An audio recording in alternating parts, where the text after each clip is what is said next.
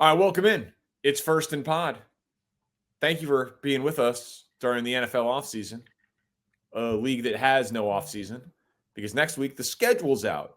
The games that we already know that are going to happen are going to be put in an order. It's very exciting. I'm Danny Parkins. He's Andrew Fillipponi. Leave us a 5-star review. Tell a friend about it. Hi, Pony. How are Don't undersell the schedule release. I love the schedule release. I love it. I'm already working my molds to try to get the entire Steelers schedule before it comes out that night, May 9th. I'm going to be in California next week, so we're going to have to fool around. Tonight is May 9th. It was supposed to be out May 9th. That's right. That's right. It was today was the original schedule release day, but they pushed it reportedly because of the Christmas Day schedule situation. So which is why we're doing post-draft power rankings on this podcast episode and not draft schedule release, which screwed me because I was going to take next week off going to California. So we're going to have to find a way to get me on that podcast because I can't miss schedule release podcast. I mean, priorities, man. First trip to Disneyland with my daughter, that's fine and dandy, but it's not schedule release. You're already taking Stella to Disneyland? Well, my sister lives in Orange County. So we're going to go out there. We're going to do the San Diego Zoo. We're going to do a Padres afternoon game. We're going to do some beach time. And we're going to go to Disneyland one day. Yeah. You're saying that like I just made a reckless decision is what I'm sensing from you. Well, listen, I mean, obviously she won't remember it. So it's exclusively for you guys. And so you'll see her be happy and get some adorable pictures, and you'll spend a fortune and be wildly inconvenienced. So it's a real But it's not like a Disney World trip where you go down there and it's 5 days and 5 parks and whatever else. Among the things we're doing in California, it's a one-day experience, and it's not the crux of the trip. Do you know what I mean? Yeah, that's better. That makes a big difference. That's better for sure. But I mean, you're making me feel like a bad parent. I got a 4-year-old and a 2-year-old, and they haven't been to Disneyland or World. So I got to get on that. All right. So here's what we're going to do. We're going to rotate and go back and forth. So right now, these rankings, they're not even entirely clear to us because you'll name a team and then I'll rank the next one. And we'll go back and forth until we get all the way down to 32. Yes. The Kansas City Chiefs. I thought you were going to say the Bears. The Kansas City Chiefs are not the favorites to win the Super Bowl right now. No, they're not. But it would be disrespectful to what they have accomplished and who they have. Do I think they have the best roster 1 through 53? No. But they have the best coach, the best quarterback, and they tend to win Super Bowls. So where I come from, that is a team that deserves to be the top spot in the First and Pod power ranking. All right. Do you have any disagreement? I don't like to be the guy that says it's not going to happen because we've never seen a team that's gone 3 years in a row. I don't think that's a sound enough argument to just say because the 94 Dallas Cowboys couldn't do it, or because the 2005 Patriots couldn't do it, we just rule out Patrick Mahomes and Andy Reid. They're going to be really good again. I think Kelsey and the way he came alive in the playoffs, is this going to be another situation where he paces himself through the regular season and he saves his best for January and February? The Rashee Rice thing keeps getting worse with another new incident. I know they drafted Xavier Worthy, and the Bills should be, really the rest of the NFL is going to hate the Bills for that trade. And you trust Spagnuolo to make the Snead loss not feel as impactful as one of the best defensive coordinators of all time. So, yeah, I mean, it's chalky, but I'm not going to sit here and make an impassioned reason for why they shouldn't be number one, having gone back-to-back. All right, who's next? Texans. Okay, that is for content and engagement. No, it's not. It's my honest take on things. We're trying to come up with teams that can actually knock them off and win the whole thing. And I think if that's CJ Stroud's rookie year, if that's him when he's learning the NFL, there's absolutely no reason, and I mean this, there's no reason why regular season he can't be more prolific than Mahomes and win the MVP this year. Mahomes threw 16 interceptions, I think, to 27 touchdowns, or 14 interceptions to 27 touchdowns. He had a decent regular season and an incredible playoffs. Stroud getting digs into that offense. Second year, Slowick didn't get another job. There's no reason why they can't be the best offense in the league with a really good defensive coach and Will Anderson going into a second year with Hunter coming over from Minnesota. They absolutely should be on the short list of teams that can knock them off for the Super Bowl. So I don't know why this is, you think, a hyperbolic thing. No, this is how I honestly feel. Well, there's 8 teams that have better Super Bowl odds than the Houston Texans. You should be hammering them at 16-1. Right? I agree. And so should you. Listen, I like Houston a lot. I think that what Stroud did was incredible. Apparently you don't, because you're already chastising me for this. Hold on a second. I can like the Texans and think that they're going to be very good and like the Danielle Hunter thing and like the Stephon Diggs thing and everything that they've done and think that Stroud is legit and the real deal. They got one of the best wide receiver trios in the NFL and all of those things that you said, and think that they should be 6 instead of 2. Among the teams that you're going to bring up in the next 5 or 6 slots, no team has more growth potential than them. I think I've seen the best. You don't agree? No, I agree with that, but that suggests that they have to close the gap. They have to catch the other teams that are in front of them. Like, I understand what you're doing. You're projecting but I would say that the growth that they will hopefully have them catching some other teams. I'm not sure about passing. Like, number 3, San Francisco 49ers. You think that the Texans have a better roster than the Niners? Do I think that the Chiefs have a better record? Do I think the Chiefs have a better roster than the 49ers? No. Do you think that the Texans have a better roster than the Niners? I don't know if that's necessary, because you just put the Chiefs ahead of the 49ers too. But they've got Mahomes and Reed and have won back-to-back Super Bowls, man. The Texans won 1 playoff game against Cleveland at home. That's not with a rookie quarterback. Yes, with the rookie quarterback. But let's not be comparing the body of work of DeMeco Ryans, Bobby Slowick, and CJ Stroud to Andy Reid and Patrick Mahomes. Like, that just feel like, listen, you're right. We never see second-year quarterbacks like Joe Burrow or Lamar Jackson or Ben Roethlisberger or Tom Brady or Patrick Mahomes. Yeah. I get it. Okay. I mean, listen, I get nothing out of this. My name is going to be on these power rankings just next to yours. So no one's going to know that you did the evens and I did the odds. They're just going to see the Texans, and I'll have to live with it in my Twitter mentions just like you will. That's fine. But I'll take the team that has the best 2 through 53 roster in the NFL and one of the best coaches in the NFL. And more Purdy slander. You can't help yourself when making the ranking to say 2 through 53, which is a direct shot at the guy who, honestly, I thought acquitted himself very well in the Super Bowl last year. He did. I agree with you. We did that Super Bowl show together. I agree. But, I mean, he's not a top 5 quarterback in the league. CBS Sports had him ranked second, and I don't know who made the list, but you think I'm doing clickbaity stuff? That was a clickbaity thing. Yeah, because, I mean, he finished number 1 in QBR. Which, by the way, do you like QBR as a stat? Not particularly. Stroud's was in the 50s. Yeah, that seems wrong. I mean, is that not enough touchdowns? Average. What's that? Is that because not enough touchdowns? I don't know. And I know that it values some on rushing, but like he had Stroud had 4,300 yards and better than a 4-to-1 touchdown interception ratio. I still don't think it's a lock that Ayuk and or Samuel, well, one of them will be on the team for sure. I don't think it's a lock that both guys are on the 49ers roster opening day. I think there's a lot of Belichick arrogance and Shanahan.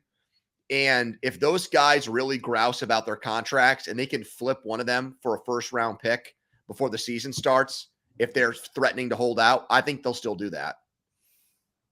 I think that that's certainly possible. I mean, Pearsall's decent insurance for that, and we've seen them be down one skill position player before and still be very, very good. So I still think the depth of that team, they're the team with the fewest weaknesses, and they get my guy Hufanga back at safety, which I think takes their defense from like very good to great.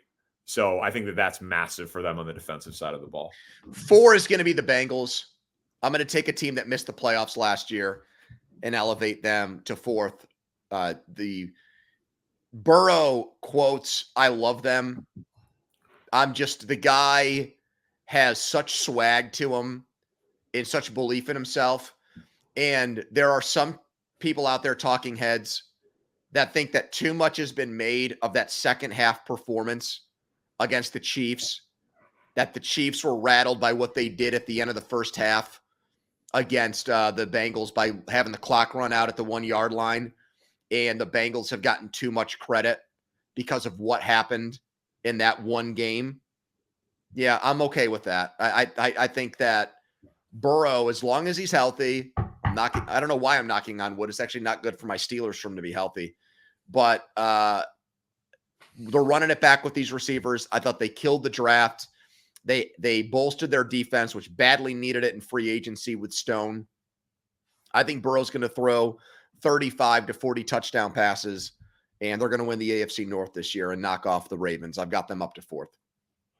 Listen, I love Burrow, and I'm with you on the swagger, and I think that he can be the generation's Brady in terms of like building a team around him, not 7 Super Bowls, but just in terms of like how he plays, your belief in him in the fourth quarter, all of that stuff. The wrist injury sounds serious because he is not the athlete that if he plays at 80%, you feel like you still have an elite player, like a Josh Allen or a Mahomes or a Herbert or even a Stafford. So the wrist better be healthy and not weaken his arm strength, because it's not like he already has he doesn't have a top 10 arm in the NFL in terms of arm strength. So that's my only concern there. Hendrickson seems pissed to be a Bengal still. Higgins seems pissed to be a Bengal still, but it seems like they're going to just try to run it back and plow through all of this stuff. And listen, I'm with you. When Joe Burrow is healthy, they win playoff games. So I don't hate the pick. But speaking of Brady, by the way, the roast, I went back and watched it. I saw all the clips that went viral. You're way more into the comedy stuff than I am. So most of the roasters, other than Jeff Ross, were complete anonymous human beings to me. Oh, wow. I don't know if I've grown to appreciate or like someone in such a short amount of time more than I now like Nikki Glaser. She has skyrocketed up my human power rankings. She's amazing. Ever since that event. She's coming to town on this tour she's doing that starts in the fall. And I am so pissed that the day she's in Pittsburgh is a December Sunday, because with football, I'm just not going to want to do. If it was a weekday, I would have been there 100. Well, I guess maybe not, because Monday and Thursday too are troublesome. But yeah, I really right now want to see her comedic chops in person, because that was awesome. That was some of the best comedy I've ever seen in my life. As a Dave Chappelle supporter and people like that who I put on a pedestal, I thought that was just brilliant. She was incredible. The roast was incredible. I could do an hour on it. The swing that Netflix did to put that thing together. How much do you think they paid Brady? I mean, I think that it was obviously 7 figures, but I think that, he was an executive producer on it, and I think that it's part of a deal. I think that there will be future projects with Tom Brady's new production company and Netflix. So I don't believe that it was like a $20 million fee or anything crazy like that. But I think that it was like a tentpole event to get into the business of Tom Brady and Netflix. That's my prediction for that. But Tony Hinchcliffe also was incredible. See, I've seen a few of his things before. He was not a complete new entity to me, but he also, I thought, hit it out of the park. I thought Drew Bledsoe was quite good as Bledsoe far was as very good. athletes are concerned. Tony Hinchcliffe's joke about Bert Kreischer and his liver, Burger King and Tiger King, that was good. Tiger King, Burger King, Martin Luther King, Rodney King was that is one of the best. I am like, to say a student of comedy is maybe slightly overstating it, but I've watched a lot of comedy, been to a lot of shows, read a lot of books on it, listened to a lot of podcasts. Like I'm very in tune with it. That is one of the best constructed jokes I've ever heard. It was so crisp and smart and well delivered. Who's 5 for you? So 5 for me, I think they deserve the respect, is the Baltimore Ravens. I know, because you put Cincy up there and you're an AFC North guy, and I know. Their quarterback in his first year in the new system won the MVP. And then patted himself on the back for beating the Ravens in a playoff game in a response to one of my tweets in a video he made. He's on the Ravens. You said for beating the Ravens. Oh, for beating the Texans. My bad. Yes. Yeah. But this is pretty simple to me. They're the 1 seed last year. Lamar's in his prime. I actually think that there should be a step forward for the overall production of the offense. And I think that Zay Flowers actually has a pretty big runway in terms of his talent versus his production and some of the production that he left on the field last year. So Baltimore at 5 feels a little disrespectful, honestly. I think they're a very good team. We need to pick up the pace. I know. Well, we got into the comedy tangent, and I thought you would be fine with that. And here you are. No, listen, we're good, but I'm just saying. Whipping me like Mystic Dan here to get us through this freaking podcast. I'm very tempted to do something at 6 here, and I think, should I just pull the trigger on it and do it? Yeah. Bears. Oh my God. Bears. People are going to think that I did that. Duh, Bears at 6. Well, you sold me on it. You're so persuasive as a talk show host. No wonder you're in such demand. You're on every podcast. Robert Mays, Willie Mays, Bullet Bob Hayes. I mean, you're everywhere lately. And you're saying things that get my attention. Yeah. Why not? Okay. Why not? Why not us?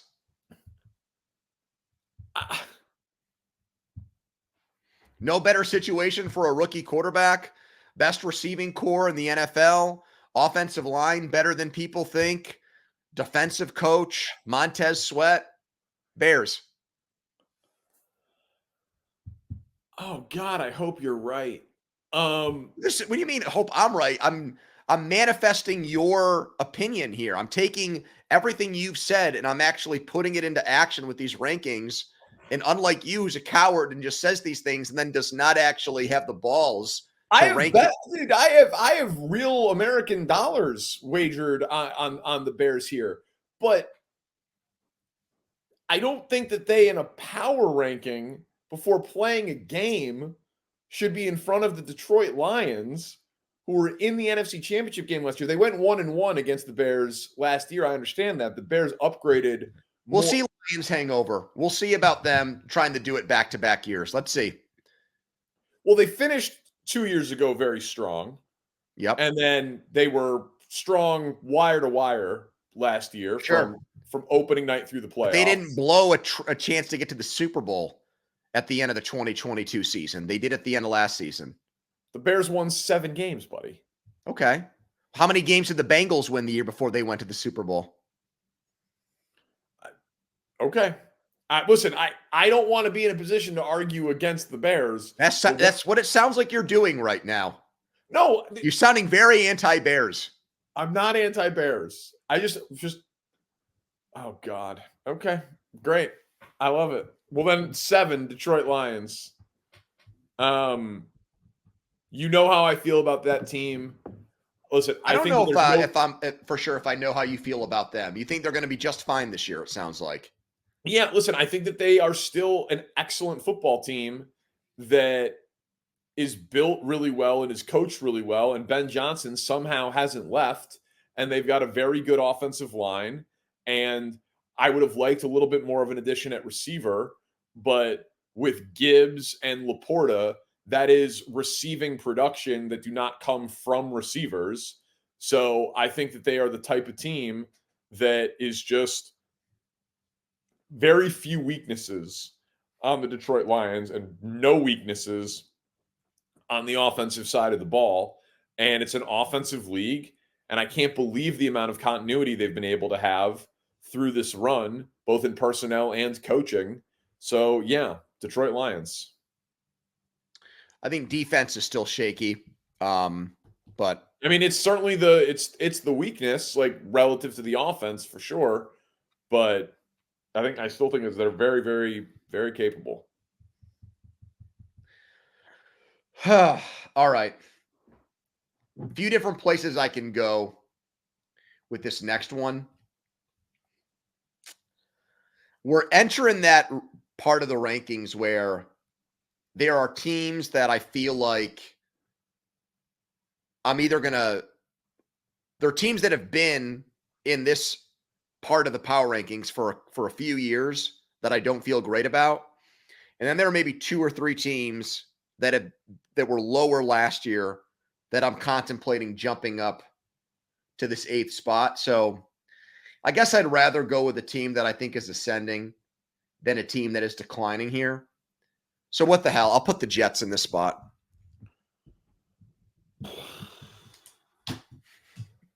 Yeah.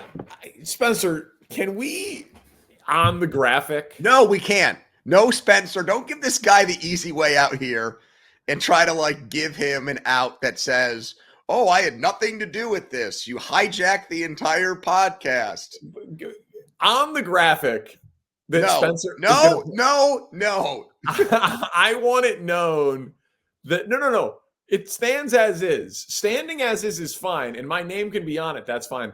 I want it noted that I picked the odds and Pony picked the evens. No one's going to even see that. It's going to be like if we do that, it'll be in very fine print at the very, very bottom. Okay, that's fine. I want it in fine print. I want it in fine print at the bottom. Because, yeah, dude, I like their offseason. I think that what they did with the coaching staff, bringing them back on offense, is insane. But Rodgers wants them. He's the offensive coaching staff is Aaron Rodgers is going to coach them. I know that, but they obviously did a horrible job last year when he went down. So I didn't even consider the possibility that they would be fired. But it's obviously they're underqualified. I think we learned that last year, and they added a bunch of veterans who are injury prone, who need to protect a veteran quarterback who we now have to assume is a little injury prone. So it's a very boom or bust situation. They, if Rodgers sprains an ankle or something, Tyrod Taylor was a nice upgrade for them. He can keep them afloat as opposed to Zach Wilson. I don't hate the Jets this year, but I don't think they deserve this kind of respect. So I'm going to do the exact same thing that I did in the NFC North when I think you picked the wrong team, 6 instead of 7. Now with 8, I'm taking the Buffalo Bills. Josh Allen has proven that he is the second best quarterback in football. To me, I was a Burrow over him guy, but with his injury, Josh Allen had contributed to 44 touchdowns last year. And yeah, he had 18 interceptions, no doubt about it. But that dude makes hero plays. And he is a playmaker. And I know that I am like a lone wolf here. And like not, to me, he is the second best quarterback in football. And I'm a huge Herbert guy. And you're confident in saying that you think when it's all said and done this year, that Allen will have a more productive season than Stroud. You feel good about that? I think Stroud has arguably the best receiving trio in the NFL, and Josh Allen doesn't. But I do think that Josh Allen is more talented than CJ Stroud. So I do not think that Josh Allen is going to have a huge regression this year. And he will be a top 5 quarterback as a floor for him. I think there's a chance Stroud gets to a point where he's making those incredible plays. He's not running around and throwing it 50 yards or 60 yards like Allen is. He gives you the wow plays, and he doesn't have the F up plays. The interceptions. Right. Yeah. I mean, he needs to really up the production, though, in terms of the touchdowns generated to get anywhere near what Josh Allen gets to. So I'm comfortable with Josh Allen and the Buffalo Bills at 9. All right.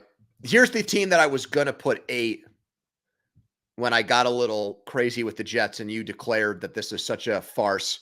You don't even want to put your name on the power rankings anymore. You're like trying to divorce me. You're like trying to make it clear that there's only one sane person on this podcast, even though I feel like when we did some of these drafts last offseason, my drafts ended up better than yours. So, some of them, we did a lot of drafts, buddy, but go on. Well, there was a lot of time between the last football game and the start of the season. I'm putting Eagles 10.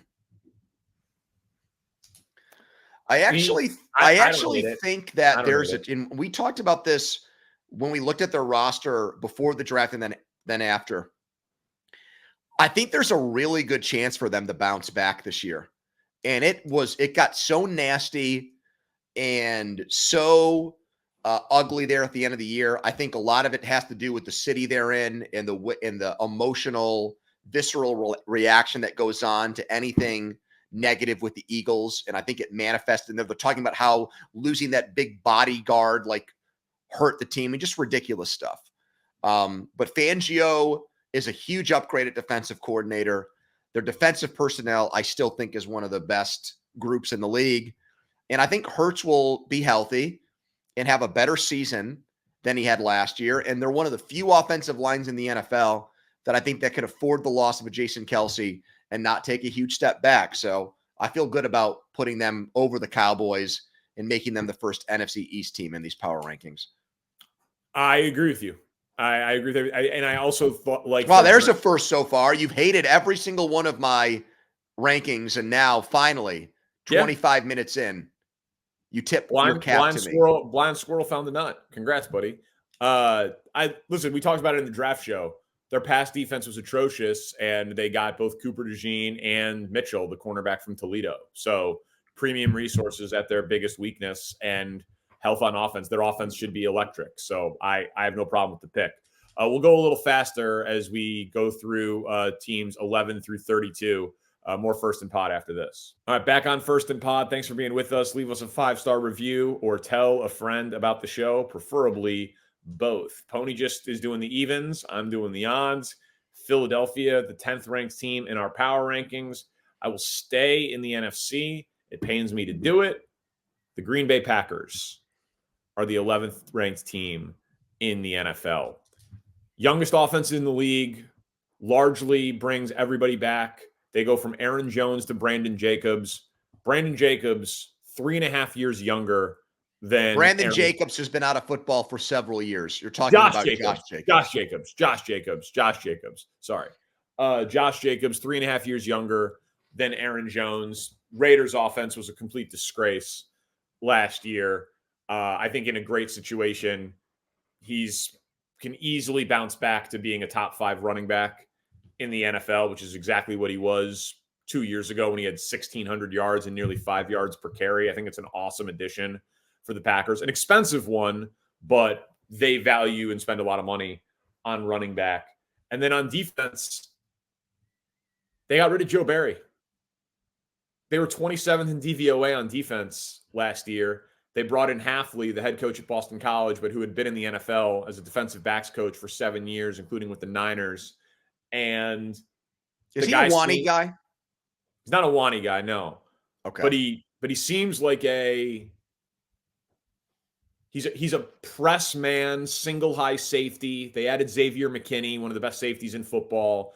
He's going to have Stokes and Alexander as corners who are going to be aggressive and play how they actually should play. and he's going to infuse an attitude into a defense that was really passive. And they've got a lot of talent on that defense. So I loved the Packers offseason, unfortunately. So I have them at 11, and I honestly think by the end of the year, this might end up feeling low. Better chance the Bears finish in first or last place in the NFC North. First. You can't have second. You can't have third. You got to pick 1 or 4. I don't think they're – I'd be very surprised if they're the worst team in the division. I think Minnesota rookie quarterback. That's because you hate J.J. McCarthy, even though you gave them an A in the draft. Well, based on value, it was a pretty good draft for them. I think the Bears would be more likely to finish first. But I have them as a double-digit win team that's going to make the wild card this year. Well, there's a team I don't want to make an argument for, so I'm not going to rank them here, even though it's a good time to do it. So I'm going to pass them and leave it to you, and you can give a very milquetoast, bland kind of, I feel like I'm obligated to rank them, even though that's the only reason why you would do it. I'm going to go the Jags at 12. They collapsed. They choked in the second half of the season. They were absolutely awful. They lost a lot of kind of litmus test measuring stick games last year in this pursuit of figuring out were they for real or not. It's like they came back from London on a high and then crashed and burned after that. So I'm still going to bet on, at this point in our rankings, Doug Peterson and Trevor Lawrence to be an upper echelon coach quarterback combination. They did lose Calvin Ridley, but honestly, I thought the season he had in Jacksonville last year failed to meet expectations. Brian Thomas is there now. Engram catches 100 balls as long as he's healthy. ETN's a threat in the passing game too. They've got big names on defense that got to play better than they have the last year or so. So I think the way that they finished last year has people turned off by them. But just like the Eagles at 10, I think the Jags have a chance to really bounce back this season. I have no problem with that. I like the Armstead addition for the defensive line. I think that helps Trevon Walker and Josh Allen. Their secondary could be awful. Yeah, oh, no doubt. I think that was a big mistake by them in the draft. I thought that they should have addressed that probably in the second round. I thought that. I mean, what I was thinking about with them was if they would have signed Josh Allen earlier, they could have had the franchise tag for Ridley, and then that would have given them a lot more flexibility with the first pick in the first round pick. And then they would not have felt as compelled to do what they did with Brian Thomas, even though I like Brian Thomas and like him as a fit in that system. But they could have taken a corner in the first round and then had Ridley for one more year. They should go sign Stephon Gilmore. He's still a good corner. He was not bad in Dallas last year. He's not what he was when he was the Defensive Player of the Year award. He's still a number 2 corner in the NFL and a good number 2 corner. So yeah, I don't know. That would be a great thing for them. I'm in complete agreement. I assume you mean that you did not want to rank the Dallas Cowboys? Correct. Yeah. Listen, the Cowboys offseason is indefensible. It's indefensible. They're just letting other teams set the market and drive up the price on all of their superstar players at premium positions. Quarterback, receiver, edge rusher. It's a really, really bad way to do business. I have no idea what's going on. I assume that Dak Prescott will be on the Cowboys 12 months from now as the highest paid player in football. And that is their own fault because he earned it with a career year last year. And they've got no succession plan to move on from him. So their offseason was bad. They did not make a meaningful investment at skill position behind CeeDee Lamb. They had to bring back Zeke Elliott. Their offseason is indefensible. But they did score more points than any team in the NFL last year. So they collapsed in the playoffs, but it's not like it was a team that was bad by any means. In fact, for large stretches of time, they were dominant. So I do think 13 is probably a little low for what they deserve to be when they play a football game. But in terms of how they're actually running and operating the organization and the amount of turmoil that's around them, they are horrible. I was saying this earlier today on one of my many podcast appearances. Sometimes on these national shows, they just talk about the Cowboys because they're polarizing. Everyone has an opinion on them, and they have such a huge fan base, and they draw huge ratings. Now they actually deserve it. What are they doing with Dak Prescott, and what are they going to do with Dak Prescott? We were ahead of the thing on Trey Lance last year. I can't say that we're going to be ahead of this story because it's the Cowboys. No national media outlet's ever going to be behind it. But it's one of the most compelling stories in the NFL is why the hell are they playing a game of chicken with their franchise quarterback who they have to pay? So to me, it's a crazy offseason, but they're still a good team. I actually think, though, to your point about how they've the kind of lack of moves in the offseason has created legitimate fodder. The problem is that I think everyone has the same opinion. That's the issue. I don't know if there's anybody that's really standing up and sticking up for the Cowboys, even wants to do that right now. Their fans are hacked off. Even their loyal to the hilt fans have either anger or apathy because of the way things have gone down. So it makes for a lot of people trying to find different ways to say the same thing, which is that the Cowboys have completely blown it this offseason. Speaking of not having a great offseason because of the draft, I'm putting the Falcons 14. I love it. I'm putting them 14 because the one thing about the Penix move that, in my opinion, is undeniable. If Cousins gets hurt, I don't feel like they're effed. That happened in Minnesota last year where they had to go get Josh Dobbs off the street. If Cousins doesn't come back from the Achilles injury and doesn't look like the same guy, and it's Matt Ryan at the end of his career, it's Eli Manning at the end of his career, it's one of those guys, you do have a viable insurance policy. I still would not have done it, but for the purpose of how do I view this team for this year? If the 36-year-old or 37-year-old quarterback does not immediately pay dividends, they do have a guy potentially that makes them interesting in a very poor division. So I'm putting them 14. If you didn't, they were going to be 15. I'll say this. For me, they're this year's Detroit Lions. Last year, my biggest preseason bet was Lions to win the North minus 140. You can get the Falcons to win the NFC South at minus 120 right now. They're going to win that division, dude. They upgraded at coach, quarterback, and play caller. That seems pretty significant. And even if you don't like Darnell Mooney or think he got overpaid, they upgraded at wide receiver too. Also, whether you think that's about Rondale Moore or you think it's about Darnell Mooney, their pass rush was abysmal last year and people wanted them to use a first-round pick on it.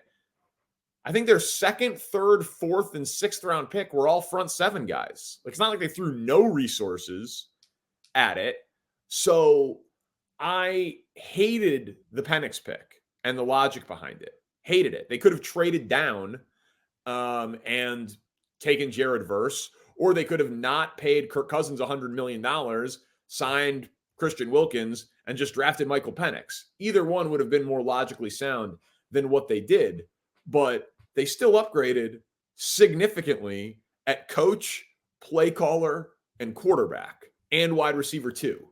So I think that they clearly are going to win that division.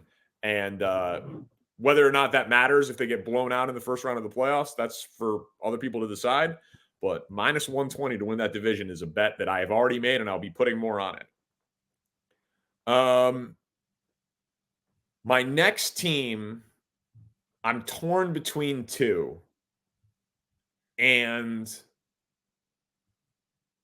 I'm going to go with the LA Rams because Stafford is so clearly still excellent.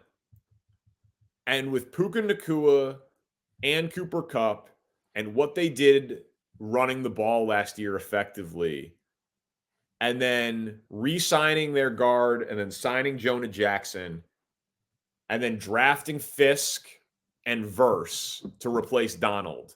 It was like, invest in keeping Stafford healthy and invest in replacing your first ballot Hall of Famer.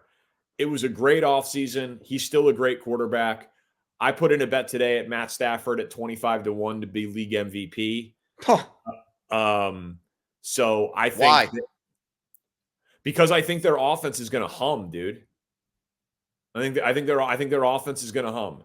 I think he's going to put up absolutely massive numbers. And if San Francisco has any injuries or takes a step back, and they win that division and overtake San Francisco, he's going to get a ton of credit for it.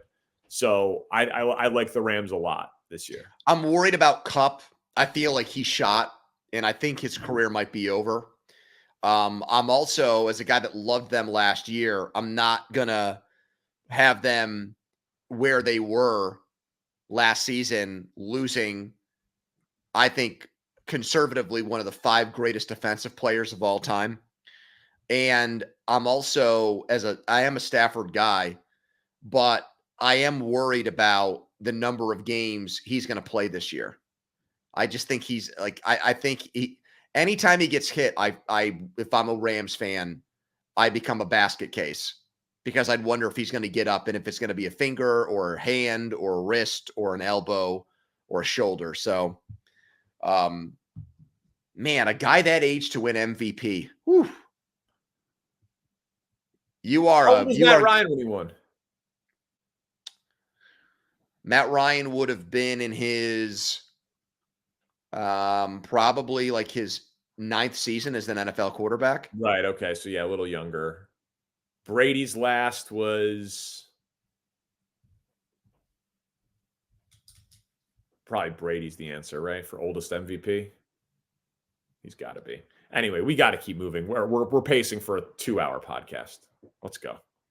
I'm next, right? Yeah. I'm just putting them here, and there might be teams that end up better than them or I like more on paper, but this is where they always are. Steelers, 16. Right in the middle of the NFL, just this world that they've inhabited now for years, since they went to their AFC Championship game in 2016. The coaches change, the coordinators come and go, the quarterbacks are different now that Ben's gone. There's renewed optimism about the offensive line because of the draft picks, and there should be, and they killed the draft. But when it's all said and done, and we've ranked a lot of AFC teams ahead of them, it's this climb every year to try to get to 10 wins max and piss blood to be the 6 or 7 seed in the AFC. And I think that's exactly who they are, just with different pieces this year, and hoping that they upset some team in the playoff and catch lightning in a bottle with one of their 2 quarterbacks. So we don't have enough time, but I want to do something with you on the gambling. Like, you know what their win total is, right? 7.5. Heavily juiced to the over. Of course. Well, right, but over would be a losing season. They can piss me off all year, go 8-9, and you win your bet. That's what I'm saying. Yep. Or you can wait for the juice to inevitably put the number to 8, and then the juice would, come down to more like even money, and you'd push at 8, and they'd have to have another winning season to win it. But it's like minus 185 right now on over 7.5. Listen, I think the Dolphins deserve to be ranked ahead of the Steelers, so I'm going to put the Dolphins here. I did not love their offseason. They're obviously healthier than they were last year when all of their edge rushers and pass rush got hurt. They invested in it more this offseason. When healthy, their offense is electric. They drafted the kid from Tennessee with crazy speed, so they added even more speed to the offensive side of the ball. They probably needed to do more things to bolster the offensive line and protect Tua and ensure that they could play January football and not just be such a finesse team, because we saw them in the Arctic at Arrowhead and they shriveled up. They don't have much physicality and ground and pound to them. But I don't think that there's 16 teams in the NFL better than them. So I'll put them at 17. Well, the last 2 years, they've been a 6 seed and a 7 seed in the AFC playoffs. So that puts them better than 17, but not by Correct. too saying. much. I'm surprised you didn't have the Stones. Apparently, you're starting to back off your guy because Justin Herbert and the Chargers are still here at 18 with a coach we all prefer and like a lot more than Staley. And we saw the instant impact that Harbaugh had when he went to the 49ers, and immediately they became a really good team and almost went to the Super Bowl, getting beat by the Giants because a punt returner couldn't hold on to the ball in that game at Candlestick Park. I'm going to take them here.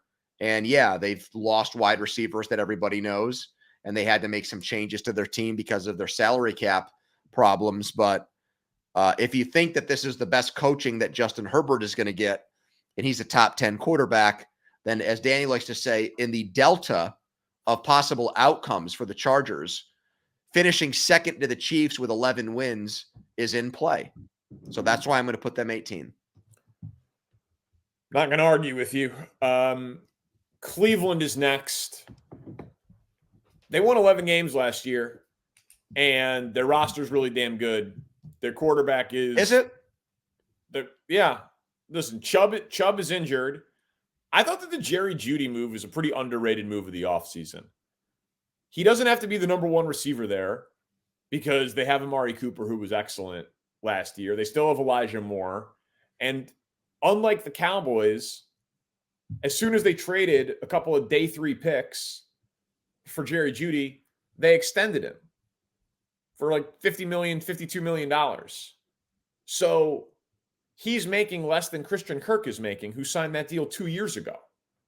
So other guys have blown up the wide receiver market after him. And I understand I'm not saying he would be paid anywhere near A.J. Brown or CeeDee Lamb or what Jamar Chase will get or anything like that. But just all that contract's going to do is age well.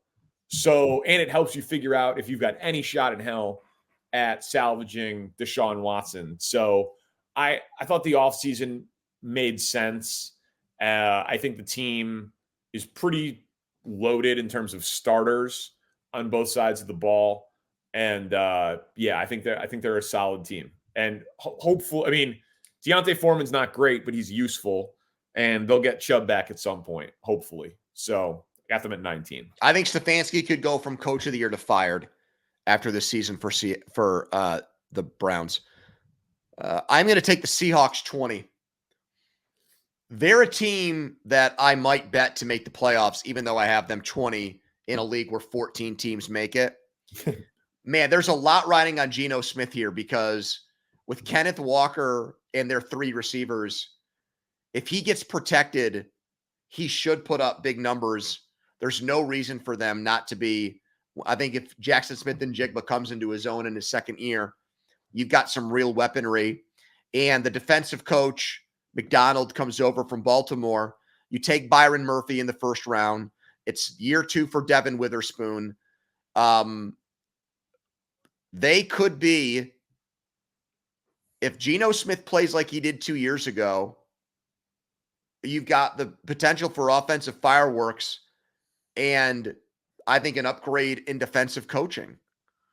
So I would have put them ahead of the Rams. That's just me. And I'm surprised you didn't because you're more team Geno than I am. And if Geno Smith doesn't work, I think they will quickly go to Sam Howell because they have the offensive weapons where I don't think they'll mess around. And we know Howell, he can giveth and taketh. And I don't think they're going to have a lot of patience with Geno Smith if the offense is sputtering 3 or 4 games in. I will take the Indianapolis Colts as our 21st team. And this is largely a bet on the upside of Anthony Richardson. We don't know if he can stay healthy. Obviously, it's been 1 year. He played 4 games. But in those 4 games, he looked so much better than he was supposed to look in terms of being ready. There might be 5 players in the world more gifted than him athletically, but there are not 7. Like his ceiling is insanely high. And I'm comfortable in saying that off of a 4-game sample. So the roster isn't terrible. And if they have a quarterback who can reach that potential, I am very intrigued by Indianapolis this year. They're like a sneaky fun team for me to watch this year. I was mesmerized when I watched Mesmerized. Dude, Anthony Richardson can throw the ball wherever the hell he wants with velocity, and he runs like crazy. Like that guy is you could tell that he's got a crazy high ceiling at the position. He just might get killed every year. So I'm in on I want to buy low on the Colts. Let's blitz through the latter third here. Well, Pony. I'm going to go at 22, one of your favorite teams, the Cardinals. And their low win total, and Marvin Harrison Jr. to go with Kyler Murray, and a team that was way more game and way more competitive than the odds makers thought and a lot of critics thought last year. And instead of having to run the Clayton Tunes of the world and guys like that out there, we get to see that offense with McBride at tight end. I don't know how much longer James Conner can be that kind of runner, but they picked up the running back from Florida State in the draft, who I think has a chance to be a really good player. So look out for Arizona at 22. They're another sleeper team that could end up as the 6th or 7th playoff team in the NFC. Yeah, I mean, listen, I do like Arizona. I'm on their win total over. When Kyler was healthy, they were the number 1 rushing team in the NFL last year. This will be their 2nd year in the system. 11 draft picks, Marvin Harrison, instant impact player, ton of youth. I do like them as an over team. I think you put them in front of at least one team that's incorrect, but I can't crush you for it, given that I'm going to be. No, you kept the crushing for the first 25 minutes of the podcast. You've used up all your crushing. We got to learn our lesson, man. Tampa. We got to learn our lesson. Baker found a home. They didn't tear it down when we said they should tear it down. They're a little old. They lost Jensen at center, but they drafted a kid in the first round who will plug and play. They're not good, but they're not bad. And that gives you a pretty high floor. And at this point, we're not talking about good teams for the most part. So I feel pretty comfortable that we underrated and disrespected Tampa. I mean, weren't they the last pick in our Super Bowl draft that you, me, and Nick did? Well, then yes, and then after that pick, I had no choice but to take them, and then I made the case that they could be the Seahawks from the year before, and then that prediction was like wildly accurate. It was of all the things that got said in an hour and a half podcast, it might have been the most clairvoyant thought, and it was said at the very end of the show. Yeah, it was very, very strong. And so yeah, I will put them. I'm trying not to disrespect them like we did last year. Tampa Bay 23. Okay, you're going to hate my next one. I'm just going to come right out and say it. You're going to think that the crushing that you're going to sum it up the strength one more time to crush me. I'm putting the Panthers 24. Yeah. Let me tell you why I'm doing that. Right? You are just Hold on a second. Neither one of us liked Bryce Young as the number 1 pick coming out of Alabama. And we both were just shocked by how much he looked like a fringe starter and career backup last year. But we've seen a lot of number 1 overall picks look like absolute crap in their first year, or turn the ball over a lot, or play on awful teams. And suddenly in year 2, things completely change. He's got better receivers there. He should get better coaching than the wayward season, the chaotic season they had last year. Of the teams that are left, I think that's the quarterback that has the best chance to go from bottom 5 guy to top 15 guy.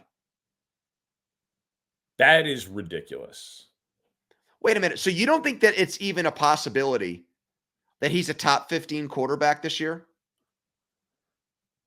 I think that it is more likely that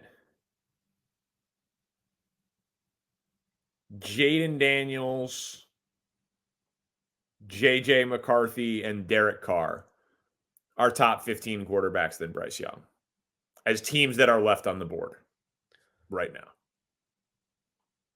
You didn't like Jaden Daniels. You didn't like J.J. McCarthy in the draft. I don't. Situation matters, dude. J.J. McCarthy has Justin Jefferson and Kevin O'Connell. Jaden Daniels has the ability to run and has Dotson and McLaurin. These are not apples to apples comparisons. He's got the head coach that turned the trajectory of Baker Mayfield's career around. Yeah. Okay. And then Xavier Legette. Deontay Johnson, one of my favorites. Did you hear what Jerry Jones said about Jonathan Brooks? That's your starting running back. Yeah. I like that pick.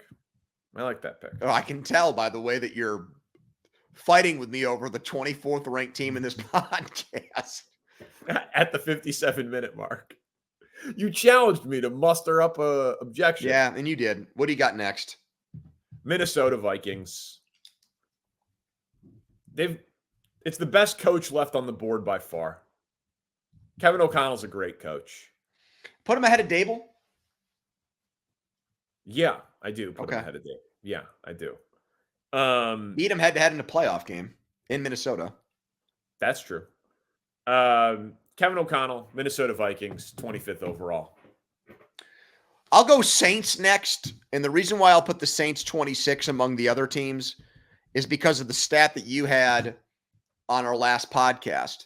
They were statistically a good offense, and they were statistically a good defense. But yeah. I don't believe in them at all because their coach should have been fired. And I used to like Carr. Yeah, he was one of the most infuriating quarterbacks to watch in the entire league last year. I don't care what the numbers say. Charles Barkley said the other night that stats are overrated. They are with Carr last year. If you watched him play, if you watched this team week to week, there's no way you thought he had a good year. And that contract is ponderous. No, I'm down on the Saints. I put the Panthers ahead of them, but among the remaining teams, I think they're the best one. Yeah, I mean, I think that we've got a lot of bad teams at this point. Obviously, I'll say the Raiders. The Raiders still have elite players. Like, I know Max Crosby is great. I know Devontae Adams is great. They have an ability. They've at least used draft picks at premium positions like edge rusher and corner recently. This is not a huge ringing endorsement of them by any stretch of the imagination. But they are not relying on Jimmy Garoppolo. So that has to help. So I will reluctantly put the Vegas Raiders at 27. All right. Jeez. Yeah, it's tough. You're not kidding. This is some real slim pickings, bro. I guess I'll do the Giants here. What I want to say is look at what they did 2 years ago when Daniel Jones stayed healthy, but that was such a smoke and mirrors operation. They had a good year where their record suggested that they were one of the better teams. We're in the last 8 teams standing in the playoffs. But their point differential, Jones still threw fewer than 20 touchdown passes. We like the neighbors pick. You and I both think he's going to be an instant impact player. I don't think the loss of Barkley is going to be as impactful. I really don't. I think they'll be able to make up for that loss. But yeah, I mean, just not really a ton to love about the Giants. So we got 4 teams left: Titans, Commanders, Broncos, and Patriots. I'm going to take the Commanders and just say, like, of the 8 main units, right? All those teams offense, all those teams defense. what am I most confident in? It was between the Patriots defense and the Commanders offense, and it's just more of an offensive league. And at least Jaden Daniels will play right away. I don't know that Drake May will. So there's obviously some ceiling potential there. I could be wrong about him. So I'll take Washington on the off chance that they're a league average offense, which I think is at least in play. I'll pick the Titans at 30. This is the NFL for you in a nutshell. There really is not year to year a big difference between 6-11 and 10-6 sometimes. A 6-11 team. Well, one team plays 17 games, and a 10-6 team would only play 16. Oh, go ahead. Yeah. Thank you. No problem. A 7-10 team compared to a 10-7 team, even like you might be able to find data points that suggest the 7-win team is better. I really think the Titans, you can make, I think, a cogent case for them to be a 9-win team. I don't think it's that difficult. With the Calvin Ridley signing, not that I'm a huge fan of him, but now at least you've got 3 viable threats at wide receiver. The Boyd signing too. Levis or Rudolph, pick your poison. At least you give yourself 2 swings at it. If Levis doesn't get it, you go to Rudolph and hope you find the quarterback that the Steelers got to make the playoffs last year, the way he played down the stretch. You lose Henry, of course, but in a way, maybe that actually frees them up and loosens them up because they're not now so dependent on one player. And it's a new offensive coach. You never know with an offensive coach, new offensive head coach sometimes can be a genius and completely change the outlook of a team. So at least that potential exists for Tennessee. They're 30th, but I honestly think they could finish anywhere from 4-13 to 10-7. I'll take the New England Patriots at 31 and just say that their defense was pretty good for stretches last year. And maybe they'll be happy to be done with Bill Belichick and have some sort of rally around the coach bump. And we both like Drake May, and I hope he doesn't play for his sake. But obviously, if he does, there's a wide range of outcomes there. So it's kind of crazy that leaves Sean Payton as the coach of the 32nd ranked team in the NFL. But it's not like before they picked Bo Nix, there seemed to be an argument that the Broncos were deliberately trying to throw the season to be the team that got the best quarterback in next year's draft. Right. I guess that you could still do that. I mean, yeah, Josh Rosen and the Kyler It's not Murray. Unprecedented anymore to take quarterbacks in back-to-back drafts. But it's just not given. I mean, why resource allocation perspective? Why would you use the pick there on a quarterback in his mid-20s? I don't know why this is. I would be more interested in just seeing what Zach Wilson looked like in Sean Payton's offense than Bo Nix. Just because Payton is, claims to be such a quarterback whisperer and quarterback genius, I'd almost be more. Bo Nix, what is his? He's Kenny Pickett with worse hair and bigger hands. If the Michael Penix pick hadn't happened to the Falcons, it would be getting a lot more conversation. That's exactly right. The best thing that happened to the Broncos was the Atlanta Falcons. Yeah, it was an insane pick. It was completely ridiculous. So, congratulations to the Denver Broncos. Thank you to Spencer Ray. Tell a friend. Spencer, I did the odds. Pony did the evens. I won it on the graphic. This is First and Pod. Peace.